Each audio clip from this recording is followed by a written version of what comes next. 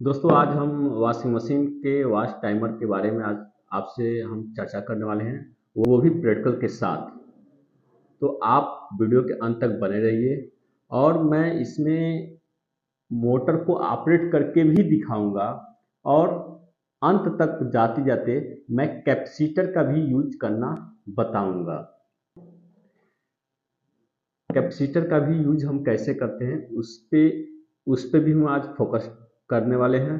तो मुझे विश्वास है कि अगर आप ये वीडियो देख लेंगे तो वॉशिंग मशीन का कोई भी वायर कटा हो या पूरी वायरिंग उसकी बिखर गई हो तो इस वीडियो को देखने के बाद आप कंफर्म है कि आप वॉशिंग मशीन का पूरा कनेक्शन आप कर डालेंगे। तो कहीं नहीं जाना है। और हमारे चैनल पे अगर आप नए हैं तो हमारे यूट्यूब चैनल प्रीतम सर को आप सब्सक्राइब कर लीजिए और बेल आइकन के ऑल बटन को आप जरूर प्रेस कर लीजिएगा, जिससे मेरा हर एक वीडियो का नोटिफिकेशन सबसे पहले आप तक पहुंच सकेगा। तो बिना देरी किए हम वीडियो को स्टार्ट करते हैं और आपको हम बताते हैं कि इसके टाइमर को हम कैसे चेक करते हैं और कैसे हम ये जानते हैं कि किस पे फेज सप्लाई इन करना होता है और कौन सा सप्लाई मोटर को जाता है और कौन सा सप्लाई बजर को जाती है और कौन सा सप्लाई कहां जाती है। तो आज हम ये पूरा क्लियर करके आपको प्रैक्टिकल के साथ में दिखाने वाला हूं। तो आप वीडियो के अंत तक आप बने रहिए। दोस्तों आप देख सकते हैं जैसा कि इस टाइमर में दो भागों में वायर को बांट दिया गया है। एक तरफ आपका 3 वायर है, आप देख सकते हैं 1 2 3, और एक तरफ 4 वायर है, 1 2 3 4। तो टोटल मिला के ये 7 वायर हैं। टोटल मिला के ये 7 वायर हैं और सातों वायर कैसे यूज करना है ये चीज हम बताएंगे। अगर आप ये 4 वायर का यूज करना चाहते हैं तो आप इसको टेपिंग करके आप छोड़ सकते हैं, इससे कोई मतलब ही नहीं है। अगर आपको कुछ समझ नहीं आ रहा है तो आप क्या करिए कि अगर 7 वायर का टाइमर है तो आप 3 वायर को आप क्या करिए, जो जिधर 3 वायर है उसको लेके आप टेपिंग कर लीजिए। केवल आप 4 वायर को ही आप यूज कर लीजिए। इसको भी हम बताएंगे और मोटर को ऑपरेट करके इस पे भी हम दिखाएंगे आपको। उसके बाद हम पूरे सातों वायर को कैसे यूज करते हैं उसको भी हम इसमें आपको प्रैक्टिकल करके हम दिखाने वाले हैं। तो चलिए हम स्टार्ट करते हैं। सबसे पहले टाइमर की चेकिंग करने के लिए हम क्या करते हैं, इसको हम राउंड कर देते हैं, जिससे ये टाइमर ऑन हो जाती है। जब तक इसको राउंड नहीं करेंगे तब तक इसकी चेकिंग आप कर नहीं पाएंगे। तो हम चेकिंग स्टार्ट करते हैं और आपको बताते हैं कि कैसे चेक किया जाता है। तो पहले हम, आप देख सकते हैं ये 3 वायर हम पकड़े हुए हैं, पहले हम इसकी चेकिंग करेंगे। एक वायर हम ये ले लिए और ये 2 वायर में से देख सकते हैं इस पे कंटिन्यूटी जल रही है, इस पे लगा रहे हैं तो नहीं जल रही है, इस पे लगा रहे हैं तो कंटिन्यूटी जल रही है, इस पे लगा रहे हैं तो नहीं जल रही है। अब इसको हटा के इन दोनों को हम लगा चेक करते हैं,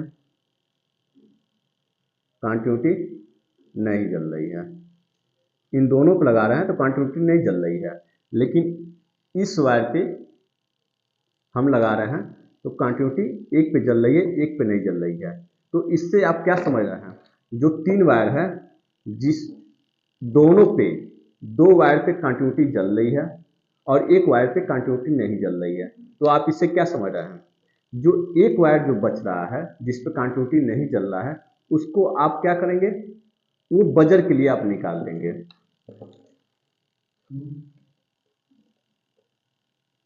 इस पे जल रही है, इस पे नहीं जल रही है, इसको हम क्या करेंगे, बजर के लिए निकाल देंगे। ठीक है, इसको बजर के लिए निकाल दिए। अब यहां पे देखिए कि ये दोनों कंटिन्यूटी आपस में तो कनेक्ट है। अब सप्लाई ये जिधर 4 वायर है उधर भी तो आनी चाहिए। अब यहाँ पे देखिए, एक हम इस साइड से ले लिए हैं, इस साइड से एक ले लिए हैं वायर, और बाकी इधर से हम पूरी कंटिन्यूटी चेक करेंगे। इस पे भी कंटिन्यूटी नहीं जल रही है, इस पे कंटिन्यूटी नहीं जल रही है, और इस पे भी नहीं जल रही है, और इस पे भी नहीं जली, और इस पे भी नहीं जल रही है। यानी हम समझ सकते हैं कि दो भागों में जो बांटा गया है, यानी इधर की सप्लाई इधर नहीं जाएगी जब तक इसको आपस में एक दूसरे वायर को शॉर्ट नहीं करेंगे। अब कौन सा वायर शॉर्ट करना है, आज वो भी हम आपको बताने वाले हैं कि कौन सा वायर शॉर्ट होती है जिससे इधर की सप्लाई इधर जाती है। ठीक है, तो अब कौन सा वायर शॉर्ट करना है, आप इसमें देख सकते हैं बाकी वायर छोटे छोटे हैं, बाकी वायर छोटे छोटे हैं, और बाकी वायर आपके बड़े बड़े हैं। तो कंफर्म है कि जो बड़े वाले जो 3 वायर हैं, 1 2 3, ये जो 3 वायर हैं बड़े बड़े, यही सप्लाई तो कंफर्म है कि यही 3 सप्लाई होगा, जिसमें एक फेज सप्लाई इन होगा और 2 फेज सप्लाई आउट होकर वाश मोटर को जाएगा, जो क्लॉकवाइज और एंटी क्लॉकवाइज सप्लाई देके मोटर को क्लॉकवाइज और एंटी क्लॉकवाइज चलायमान करेगा। तो ये तो कंफर्म है, लेकिन हम कैसे इधर से सप्लाई हम इधर देंगे। हम चेकिंग के उपरांत बता दिए कि इधर से हम पूरी कंटिन्यूटी से हम चेक किए तो इसमें कोई सप्लाई नहीं शो कर रही है, तो हम कैसे कौन सा सप्लाई इस पे स्टार्टिंग करेंगे। तो इधर भी हम चेक करते हैं।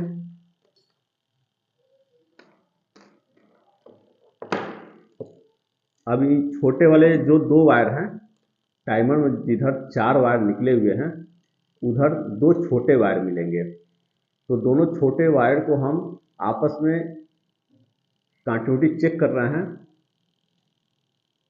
तो कंटिन्यूटी बता रही है, फिर से बंद हो जा रही है। ठीक है, कंटिन्यूटी बता रही है, फिर से बंद हो जा रही है। अब उसी जिधर से 4 तार निकले हैं टाइमर से, उसी में 2 बड़े तार भी निकले होंगे। अब हम क्या करेंगे, छोटे तार को कोई एक तार ले लेंगे उस पे, और बड़े वाले पे हम कंटिन्यूटी चेक करेंगे। देखिए कंटिन्यूटी जल गई,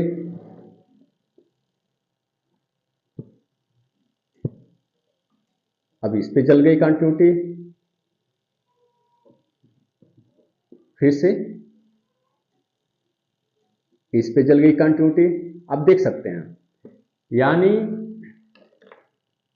इन जो दोनों छोटे जो वायर हैं उसमें से कोई एक वायर हम, जिधर से 3 तार निकला है उधर हम एक वायर से शॉर्ट कर देंगे। ये वाली तार जो बताए थे ये शॉर्टिंग के लिए जाएगा, और जिस पे कंटिन्यूटी नहीं शो कर रही थी वो आपको बजर के लिए देना है, ये ध्यान रहे। तो इधर से कोई भी वायर आप चूज कर लीजिए और आपस में इसको शॉर्ट कर लीजिए। आपस में शॉर्ट कर दिए। अब इधर से सप्लाई, अब इस तार के माध्यम से अब वो सप्लाई अब इधर भी जाएगी। अब हम चेक करते हैं,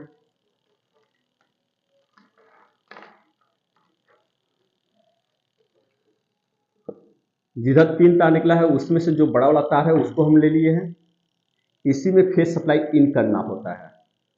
ठीक है, और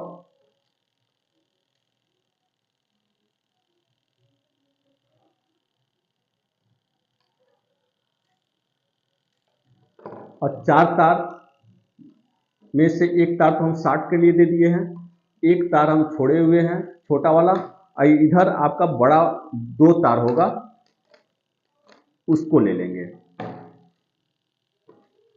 ये देख सकते हैं कंटिन्यूटी जल गई, फिर से बंद हो गई, फिर से कंटिन्यूटी जल गई, फिर से बंद हो गई, फिर से कंटिन्यूटी जल गई, फिर बंद हो गई। यानी यहां से क्लॉकवाइज और एंटी क्लॉकवाइज के लिए सप्लाई आउटपुट हो रही है, और यहां से फेज सप्लाई इनपुट हो रही है। ठीक है, तो यानी जिधर 3 वायर है उसमें एक बड़ा वायर होगा, उसको हम क्या करेंगे, फेज सप्लाई इन कराएंगे, और जिधर 4 तार है उसमें 2 बड़ा वायर होगा, वो फेज सप्लाई आउट होके मोटर को जाती है। ठीक है, और ये जो वायर है, ये वायर अगर ड्रेन सेलेक्टर स्विच एक होता है, अगर वो आपके पास नहीं है तो आप इसको क्या करिए, टेपिंग करके छोड़ दीजिए। इस वायर को, जो एक्स्ट्रा वायर हो रहा है, उसको टेपिंग करके छोड़ दीजिए, या इस टाइप का ड्रेन सेलेक्टर स्विच अगर लगा है, इस टाइप का अगर ड्रेन सेलेक्टर स्विच लगा है, तो ये जो आपस में शार्ट किए हैं, अगर ये चीज उस वॉशिंग मशीन नहीं है तब तो आप शार्टिंग कर देंगे और इसके एक वायर को आप टेपिंग करके छोड़ देंगे। अगर इस टाइप का ड्रेन सेलेक्टर स्विच लगा हुआ है तो आपको यहाँ ऐसे शार्टिंग नहीं करनी होती है। आप इसी ड्रेन सेलेक्टर स्विच से आप एक तरफ देख सकते हैं कि 2 पॉइंट निकले हुए हैं, 2 पॉइंट निकले हुए हैं, और एक तरफ देख सकते हैं 1 पॉइंट निकला हुआ है। तो इसको हम कैसे चेक करेंगे, किसमें हम सब दोनों जो हम यहाँ पे शार्ट किए हैं, कैसे इन दोनों में हम किस पॉइंट पे हम सप्लाई देंगे जिससे ये आपस में शार्ट हो जाए, ये वाली वायर आपस में शार्ट हो जाए। इसको हम चेक करते हैं। हम जो सिंगल निकला हुआ है और यहाँ डबल जो निकला है, इस पे हम चेक करेंगे, कंटिन्यूटी नहीं शो हो रही है। फिर इस पे चेक करें, कंटिन्यूटी शो हो गई, यानी ये दोनों पॉइंट आपस में अंदर से कनेक्ट है। यानी अब ध्यान से देखिएगा, तभी आप इस चीज को समझ पाएंगे। आपको वीडियो छोड़कर कहीं नहीं जाना है, स्किप भी नहीं करना है। अगर इग्नोर कर रहे हैं तो उसकी बात अलग है, आप स्किप कर सकते हैं। तो यहाँ देख सकते हैं जो आपस में इसको शार्ट किए थे, इसको हम हटा के क्या करेंगे, एक पॉइंट यहाँ पे जो एक सिंगल है, ड्रेन सेलेक्टर स्विच में जो सिंगल पिन निकला हुआ है, इसमें हम दे देंगे, और एक तरफ कंटिन्यूटी किस पे शो कर रही थी, इस पे शो नहीं की, इस पे शो की।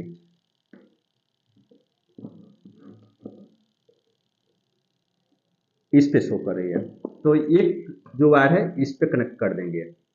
और जो एक्स्ट्रा वायर जो आपसे बता रहे थे कि इसको टेपिंग करके छोड़ देना है, तो अब यहाँ पे है, तो आप इसको अब टेपिंग नहीं करना है, आप इसको, आप कंटिन्यूटी नहीं शो कर रही थी उस पे आपको लगा देना है। फिर चेक करते हैं कि क्या मेरा सप्लाई आउटपुट हो रही है। जैसा कि आपको हमने बताया था कि इन दोनों, जिधर से तार 4 तार निकला हुआ, उधर से 2 बड़ा जो वायर है उस पर कंटिन्यूटी बतानी चाहिए, तो ये बता रही है।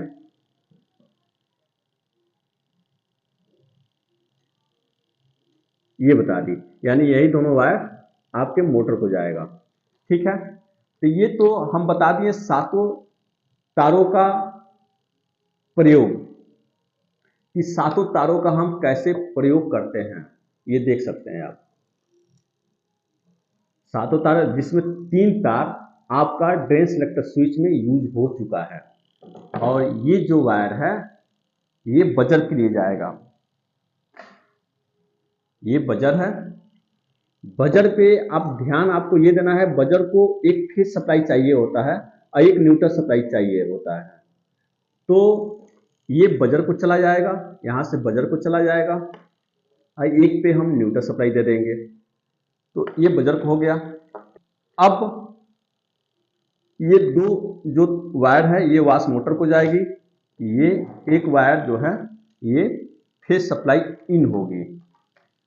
तो वाश मोटर पे हम कैसे कनेक्शन करें, अब बात यहां फंस जाती है कि वाश मोटर पे हम कैसे कनेक्शन करें, कौन सा वायर न्यूट्रल है और कौन कौन सा वायर फेज है।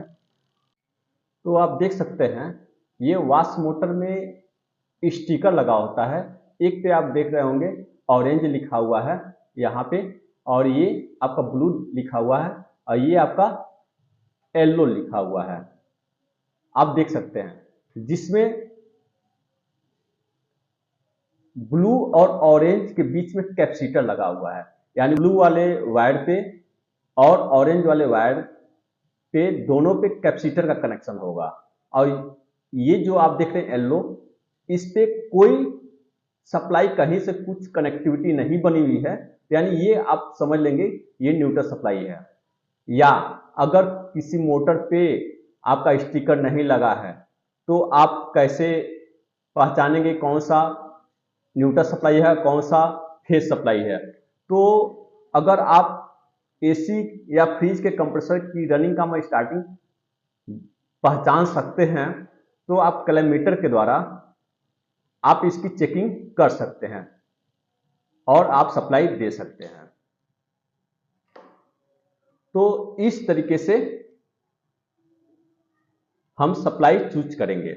जैसा कि आप देख रहे हैं यहां पे येलो,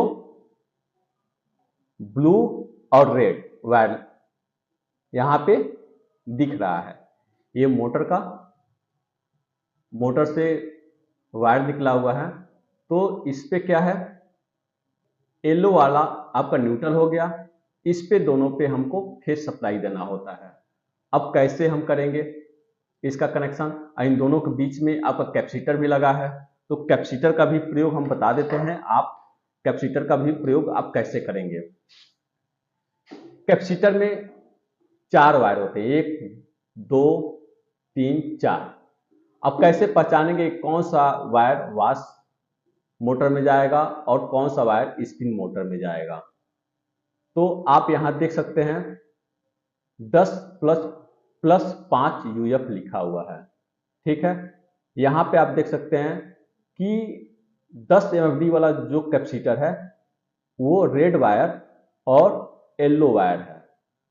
तो यानी रेड और येलो, ये 10 एमएफडी वाला है, ये आपका 5 एमएफडी वाला है। ध्यान इस पे आपको ये भी देना है दोस्तों कि हमेशा अधिक एमएफडी वाला वाश मोटर में जाता है वायर और कम एमएफडी वाला स्पिन मोटर में जाता है वायर। ये चीज हमेशा माइंड मेकअप कर लीजिएगा। तो चलिए हम इसको करते हैं कनेक्शन।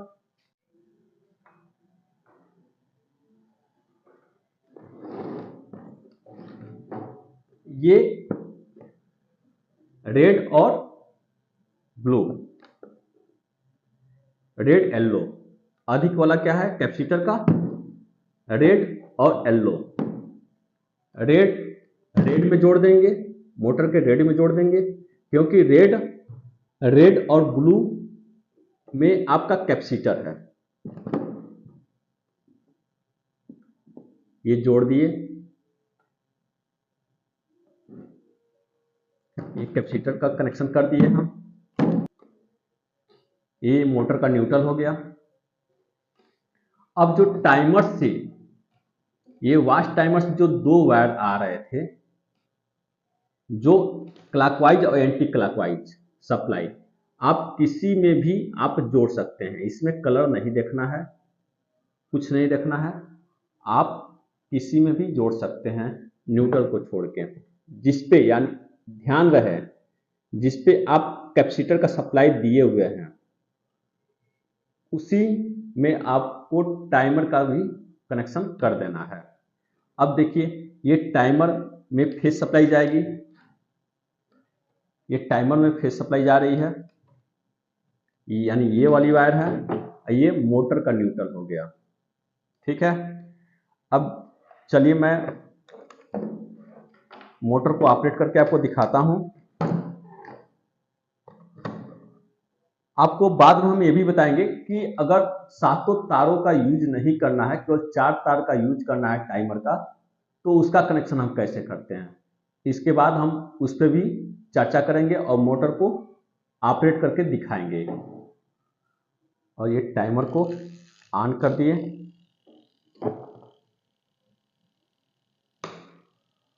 अब देखिए मोटर ऑपरेट हो गया, अभी क्लॉकवाइज घूम रहा है।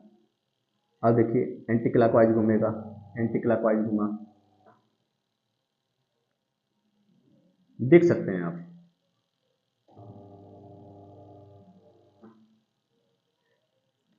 इस टाइमर के सातों वायर का हमने यूज कर दिया। ड्रेन सेलेक्टर स्विच अगर इस टाइप का है तो, अगर नहीं है तो वो भी हम दिखाना चाहेंगे आपको। अगर ड्रेन सेलेक्टर स्विच नहीं है तो आप कैसे क्या करोगे, ठीक है। तो आपको कुछ नहीं करना है, जो हम जैसे बताए थे, ड्रेन सेलेक्टर स्विच अगर नहीं है तो आपको कुछ नहीं करना है। जैसे आपको हम बताए थे, ये आपस में दो भाग में बटा हुआ है टाइमर। 3 तार इधर है, 4 तार इधर है, एक तार इधर से ले लेंगे और एक तार इधर से ले लेंगे। कौन सा तार लेना है वो चेकिंग के उपरांत आपको बता चुके हैं। ये दोनों आपस में शार्ट कर देना है और जो एक वायर बच रहा है इसको टेपिंग करके इसे छोड़ दीजिए। अब इस पे भी मैं ऑपरेट करके आपको दिखा रहा हूं। देखिए, अगर ये ड्रेन सेलेक्टर स्विच नहीं है, ये ड्रेन सेलेक्टर स्विच नहीं है तो आपस में शॉर्ट कर देंगे और मोटर को ऑपरेट कर देंगे। तो इस तरीके से भी आप कनेक्शन कर सकते हैं। और अगर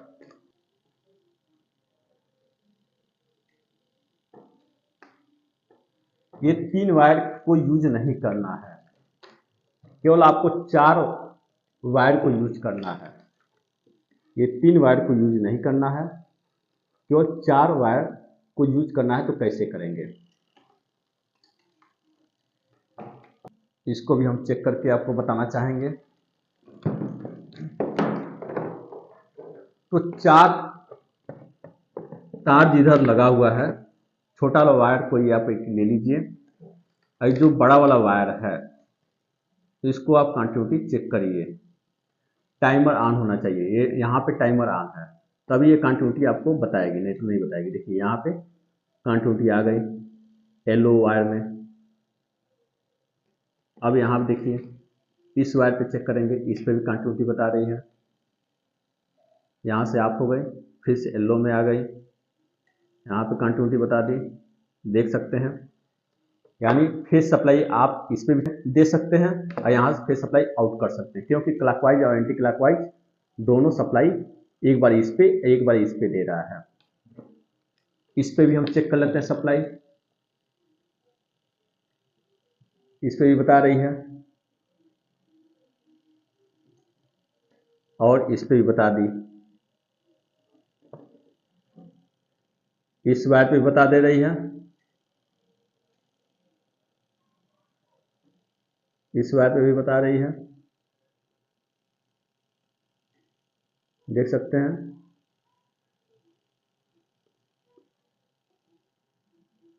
और इस पे भी आप बता देंगे। तो यानी 4 वायर जो आपका है उसमें जो छोटा वाला वायर है उसमें किसी एक वायर में आप फेज सप्लाई इन कर दीजिए, निश्चिंत होकर आप इन कर दीजिए। जो बड़ा वायर है वो फेज सप्लाई आउट करके मोटर को दे दीजिए। जैसा कि आपको हम दिखाना चाहेंगे ऑपरेट करके। यहां पे ले लिए, थोड़ा आपको साफ सुथरा दिखे इसलिए हम टाइमर को यहां रख लिए। ये 3 वायर ये एक साइड कर दे रहे हैं, इसका कोई मतलब नहीं है, हम 4 तार का यूज करेंगे। अब छोटे वाले किसी एक वायर में आप फेज सप्लाई इन कर दीजिए, ठीक है। किसी एक वायर में आप फेज सप्लाई इन कर दीजिए, आप देख सकते हैं। ये आपका मोटर का वायर हो गया, ये मोटर का न्यूट्रल है, ये फेज सप्लाई है। और 4 तार वाले से जो 2 तार बड़ा है उसको आप मोटर में आप ज्वाइंट कर दीजिए, मोटर में ज्वाइंट कर दीजिए।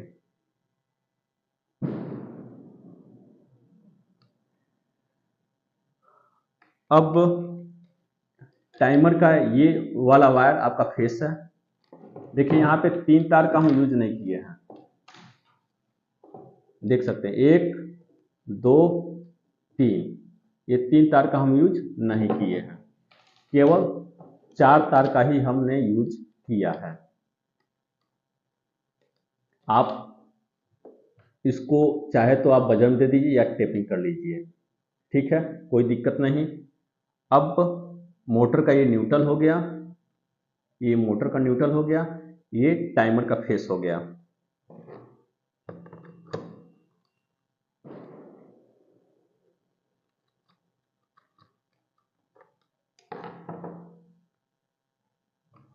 हम टाइमर को ऑन करेंगे, फिर देखिए क्लॉकवाइज और एंटी क्लॉकवाइज मोटर ऑन चल रही है या नहीं। देखिए चला,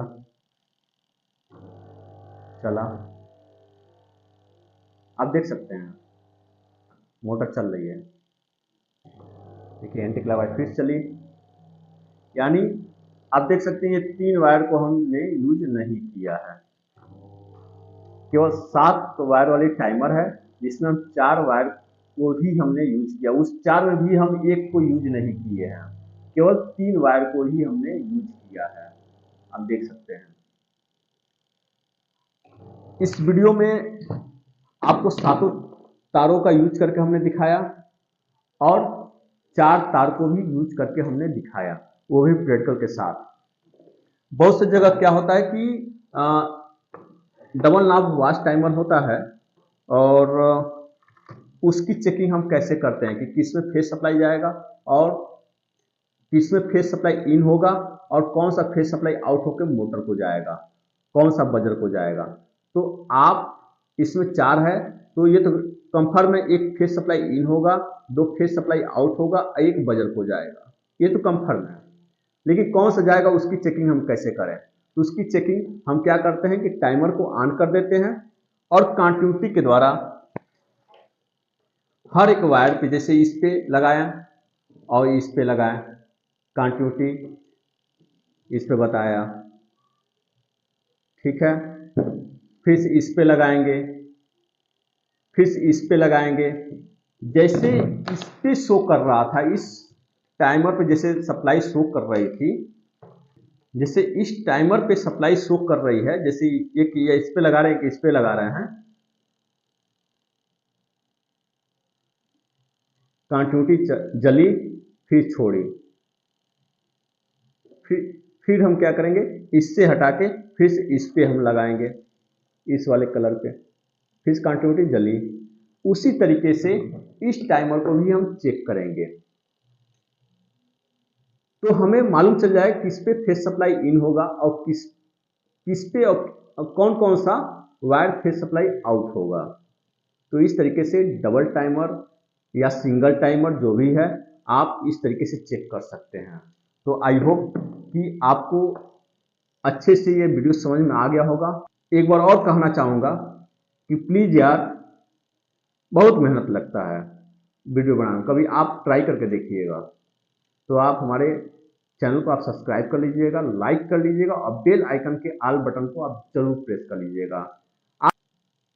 और कोई स्वार्थ नहीं होता है मेरा, बस मेरा एक यही उद्देश्य है कि आप तक ये नॉलेज पहुंच सके, जिससे आप भी एक हुनरमंद आदमी बन सके, अपना परिवार चला सके, अपना जो एम है उसको आप पूरा कर सके। तो अगले वीडियो में आपसे मिलते हैं और भी अच्छे चीज को लेकर। तब तक आप लोग अपना ख्याल रखिए, धन्यवाद।